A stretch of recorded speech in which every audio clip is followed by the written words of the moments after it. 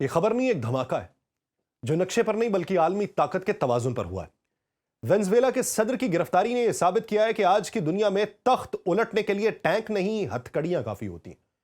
Caribbean کی خاموش لہروں میں روسی جنگی جہاز جاگ چکے ہیں۔ بیجنگ میں چراغ بجھے نہیں مگر فیصلے روشن ہو رہے ہیں۔ کیوبا کی سرزمین ایک بار پھر تاریخ کے دہانے پہ کھڑی ہے، اور واشنگٹن میں اقتدار کی میز پہ وینزویلا کا مستقبل ایسے رکھا ہے جیسے کوئی مہر شطرنج کی بس ایک چال دور ہو۔ یہ محض لاطینی امریکہ کا بحران نہیں ہے، یہ اس نظام کا امتحان ہے جہاں تیل کبھی طاقت تھا اور اب ریاستوں کے گلے میں پڑی وہ رسی بن چکا ہے جو آہستہ آہستہ کھینچی جا رہی ہے۔ سوال یہ نہیں کہ آگ لگے گی یا نہیں، سوال یہ کہ جب لگی تو اس کی لپیٹ کہاں تک جائے گی۔ آپ سب پر سلامتی ہو، میں یاسر رشید ہوں اور آپ دیکھ رہے ہیں سونو نیوز۔ ناظرین، نکولس مادورو کی گرفتاری کے بعد حالات نے جس تیزی سے کروٹ لی ہے وہ خود اس بات کا ثبوت ہے کہ یہ محض ایک ملک کا داخلی بحران نہیں رہا بلکہ ایک عالمی سیاسی زلزلہ بن چکا ہے۔ چند گھنٹوں کے اندر اندر دنیا واضح طور پہ دو حصوں میں بٹ گئی ہے۔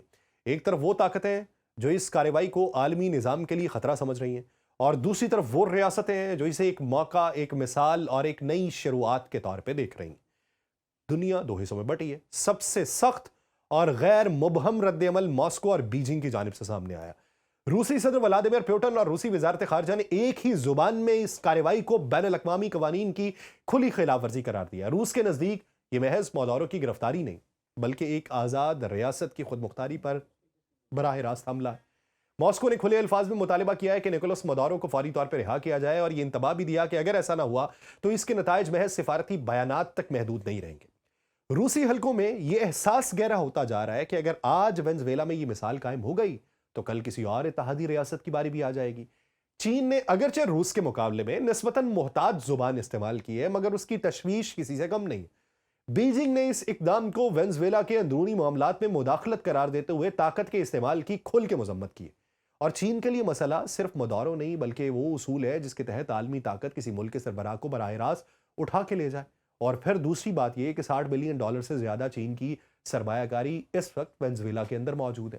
چینی سفارتی حلقوں میں یہ سوال شدت سے اٹھایا جا رہا ہے کہ اگر یہ روش معمول بن گئی تو عالمی نظام میں ریاستی خود مختاری کا تصور کہاں کھڑا ہوگا۔ اس کے بالکل برعکس آپ کو منظر واشنگٹن ڈی سی میں دیکھنے کو ملے گا، جہاں اس کارروائی کو کسی خفیہ مشن کی بجائے ایک کامیابی، ایک فتح کے طور پہ پیش کیا جا رہا ہے۔ امریکی صدر نے اسے جمہوریت کی جیت قرار دیتے ہوئے کہا کہ امریکہ نے وہ کر دکھایا جس کی ہمت برسوں سے کوئی نہیں کر پا رہا تھا۔ امریکی محکمہ انصاف اب پوری تیاری کے ساتھ مادورو کی فلوریڈا یا واشنگٹن میں عدالتی پیشی کے انتظامات میں مصروف ہے تاکہ منشیات، اسلحہ اور دیگر الزامات کو قانونی شکل دی جا سکے۔ لیٹن امریکہ میں رد عمل کی تصویر بھی یکساں نہیں ہے۔ ارجنٹائن اور چند دیگر پڑوسی ممالک جو طویل عرصے سے مادورو کے سخت ناقد رہے اس خبر کا خیر مقدم کر رہے ہیں، اور ان ریاستوں کے نزدیک یہ لمحہ خطے میں ایک نئی سیاسی ترتیب کی شروعات ہو سکتا ہے۔ اس کے برعکس کیوبا اور نکاراگوا جیسے ممالک نے اسے کھلے لفظوں میں اغوا قرار دیا اور خدشہ یہ ظاہر کیا ہے کہ اگر آج وینزویلا نشانہ بنا ہے تو کل کوئی اور ہو سکتا ہے۔ اب اسی پورے منظرنامے میں امریکی صدر ڈونلڈ ٹرمپ آتے ہیں اور ایک بیان دے کے نکل جاتے ہیں۔ وہ بیان کیا تھا کہ وینزویلا کے بعد گرین لینڈ پہ نظریں رکھنے کا اعلان، پھر میکسیکو کے معاملے پہ کچھ نہ کچھ کرنے کا اشارہ، پھر کولمبیا کی حکومت کو برا اور بیمار کہہ کر اس کے خاتمے کی پیشگوئی۔ یہ سب بیانات اس بات کی طرف اشارہ کرتے ہیں کہ ٹرمپ اس لمحے کو محض ایک کارروائی نہیں بلکہ ایک وسیع تر اسٹریٹجک دور کے آغاز کے طور پہ دیکھ رہا ہے۔ کیوبا کے حوالے سے یہ کہنا کہ وہاں فوجی مداخلت کی ضرورت نہیں کیونکہ حکومت خود گرنے والی ہے، یہ دراصل نفسیاتی دباؤ کی ایک اور شکل ہے۔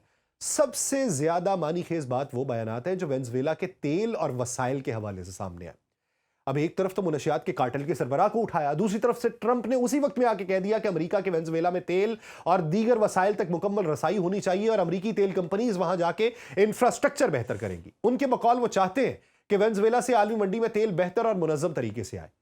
یہ بیانات اس تاثر کو مزید گہرا کرتے ہیں کہ اس پوری کارروائی کے پیچھے صرف سیاست، منشیات یا جمہوریت نہیں بلکہ توانائی، معیشت اور عالمی منڈی کی حکمت عملی کار فرمایا۔ اور اس تناظر میں بھارت کو روسی تیل کے حوالے سے دی گئی دھمکی بھی اسی چین کی ایک کڑی نظر آتی ہے، جہاں امریکی صدر نے کہا ہے تعاون نہ کرنے کی صورت میں ٹیرف بڑھایا جائے گا۔ یہ پیغام صرف نئی دلی کے لیے نہیں بلکہ پوری دنیا کے لیے کہ توانائی کے معاملے میں امریکہ اپنی شرائط منوانے کے موڈ میں ہے۔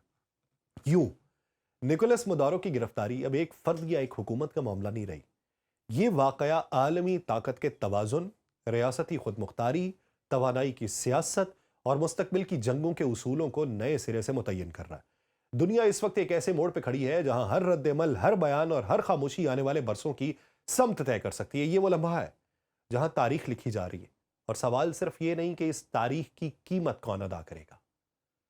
میں اگر اسی تسلسل میں پچھلے بیانیے سے اسے جوڑوں تاکہ آپ کو اس کی سمجھ آئے اور الگ الگ نکات اگر آپ اس کے سمجھ سکیں، تو یہ ایک ایسا منظرنامہ ہے کہ پرانے منظرنامے سے آگے بڑھتے ہوئے دنیا واقعی ایک ایسے موڑ کے اوپر پہنچ چکی ہے جس کو نازک دھار کہا جا سکتا ہے، اور ہر قدم اگلے خطرے کو جنم دے رہا ہے۔ وہ اگلا خطرہ کیا ہے؟ یہ ایک بنیادی سوال ہے۔ سب سے بھاری سوال فضا میں معلق ہے کہ کیا یہ سب کچھ تیسری جنگ عظیم کی طرف بڑھتا ہوا قدم ہے، یا ایک اور بڑی طاقت کی نمائش کا جس کا مقصد جنگ کو روکنا ہے، چھیڑنا نہیں۔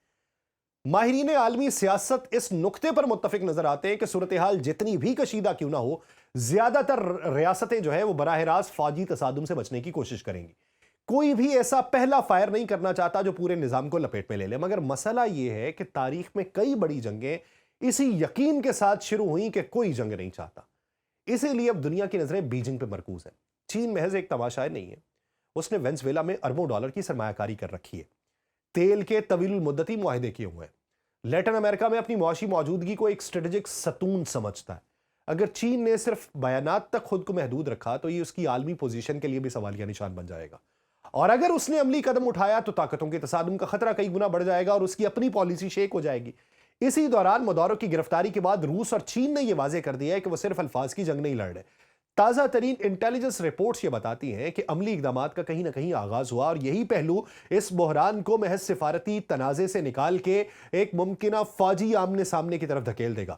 روسی بحریہ کو بحیرہ کیریبین میں ہائی الرٹ پہ رہنے کا حکم دیا جا چکا ہے، اور یہ وہی پانی ہے جسے امریکہ برسوں سے اپنی اسٹریٹجک حدود سمجھتا ہے۔ اطلاعات یہ ہیں کہ روس اپنے ایک بحری بیڑے کو وینزویلا کے ساحلوں کی طرف بڑھا رہا ہے، بظاہر اپنے مفادات اور تنصیبات کے تحفظ کے لیے، مگر در حقیقت یہ ایک پیغام ہے کہ ماسکو میدان خالی چھوڑنے کے موڈ میں نہیں ہے۔ اور سرد جنگ کے بعد پہلی بار یہ منظرنامہ اتنی شدت سے ابھرا ہے کہ روس اور امریکہ ایک بار پھر ایک ہی خطے میں عسکری موجودگی کے ساتھ ایک دوسرے کو تول رہے ہیں۔ چین کا رد عمل اگرچہ خاموش ہے مگر کم خطرناک نہیں ہے۔ بیجنگ نے یہ واضح کیا ہے کہ وہ وینزویلا میں اپنے اثاثوں، تیل کے معاہدوں اور سرمایہ کاری پہ کوئی سمجھوتا نہیں کرے گا۔ چینی ذرائع یہ بتاتے ہیں کہ پیپلز لبریشن آرمی صورتحال کی لمحہ بلمحہ نگرانی کر رہی ہے، جبکہ چین کے سائبر یونٹس جو ہیں یہ ممکنہ جوابی اقدامات کی تیاری میں مصروف ہے۔ یہاں جنگ کا تصور روایتی توپ و تفنگ تک محدود نہیں ہے۔ اگر یہ محاذ کھلا تو پہلا وار سائبر سپیس میں ہوگا، جہاں بینکنگ سسٹم، توانائی کے نیٹ ورکس اور مواصلاتی نظام نشانہ بن سکتے ہیں، اور ممکنات میں سے ہے کہ وینزویلا میں بنے، امریکہ میں نہ بنے۔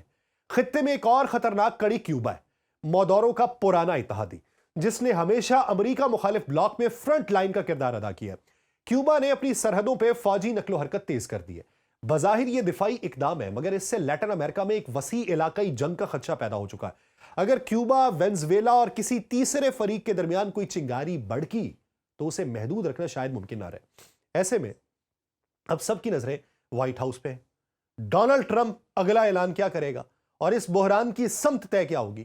وائٹ ہاؤس کے ذرائع کے مطابق جو خطاب ہے وہ وضاحت نہیں، ایک اعلان ہوگا۔ امکان ہے کہ امریکہ باضابطہ طور پہ وینزویلا کی اپوزیشن قیادت کو قانونی حکومت تسلیم کر کے انہیں کاراکس میں اقتدار سنبھالنے کی دعوت دے دے۔ جب میں ریکارڈنگ کر رہا ہوں تو ہو سکتا ہے کہ جب یہ اپلوڈ ہو وی لاگ اس وقت تک یہ اعلان ہو چکا ہو، لیکن اگر ایسا ہوا تو یہ قدم عملی طور پہ حکومت کی تبدیلی کا اعلان ہوگا، جسے روس، چین اور ان کے اتحادی کسی صورت خاموشی سے قبول نہیں کریں گے۔ یوں یہ بحران اب ایک گرفتاری، ایک آپریشن یا ایک ملک تک محدود نہیں رہا، یہ طاقت کے عالمی توازن، اثر و رسوخ کی سرحدوں اور آنے والی دہائیوں کی سیاست کا امتحان بن چکا ہے۔ سوال اب یہ نہیں کہ کون صحیح ہے کون غلط، بلکہ یہ کہ کون کتنا آگے جانے کو تیار ہے اور کہاں رکنے کا فیصلہ کرے گا۔ دنیا اس وقت سانس روکے ایک فیصلے اور ایک قدم کی منتظر ہے، جو یا تو آگ بجھائے گا یا تاریخ کا اگلا بڑا شعلہ بھڑکا دیا جائے گا۔ مجھے دیجیے اجازت، اللہ نے کے بعد۔